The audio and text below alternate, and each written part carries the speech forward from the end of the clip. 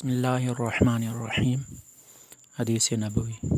हज़रत मुआज़ बिन जबल रज़ियल्लाहु तआला अन्हु बयान करते हैं, मैंने रसूलुल्लाह सल्लल्लाहु अलैहि वसल्लम को फरमाते हुए सुना, जो शख्स इस हालत में अल्लाह से मुलाकात करे कि वो उसके साथ किसी को शरीक ना ठहराता हो, पाँचों नमाज़ें पढ़ता हो और रमज़ान के रोज़े रखता हो, तो उसे बख्श दिया जाएगा। मैंने अर्ज़ किया, अल्लाह के रसूल, क्या मैं उन्हें बिशारत न सुना दूँ?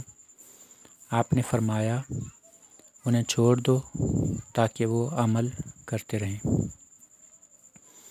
नबी करीम अलैहिस्सलातु वस्सलाम ने इस हदीस पाक में तौहीद पर कारबंद रहने वाले और नमाज रोज़ा अदा करने वाले के लिए फ़रमाया है कि उसकी बख्शिश यकीनी है, उसे बख्श दिया जाएगा, उसकी मग़फ़िरत फ़रमा दी जाएगी। हज़रत मुआज़ ने जब ये सुना तो उन्होंने अर्ज़ की, या रसूल अल्लाह, क्या मैं लोगों को ना बता दूं?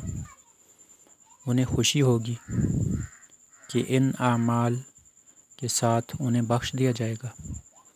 तो आपने फरमाया कि अभी उन्हें ना बताओ, कहीं ऐसा ना हो कि वो सिर्फ़ इन्हीं बातों पर अमल पर इन्हिसार करें और दूसरे नेक अमाल को छोड़ बैठें।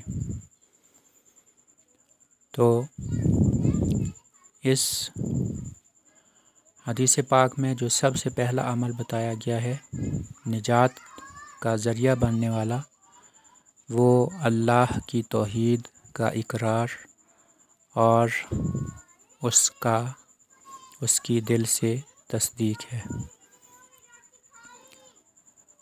अगर कोई शख्स तौहीद पर ईमान नहीं रखता, शरीक ठहराता है अल्लाह का, तो उसकी बख्शिश नामुमकिन है। दूसरी तरफ अगर वो तौहीद को मानता है और इस्लाम को सच्चा दीन जानता है, नबी अलैहिस्सलातु वस्सलाम की तमाम तालीमात को सच्चा मानता है, तो अगरचे वो किसी बदअमली में मुब्तला हुआ, अपनी बदआमालियों की सज़ा काटने के बाद जन्नत में दाखिल फरमा दिया जाएगा।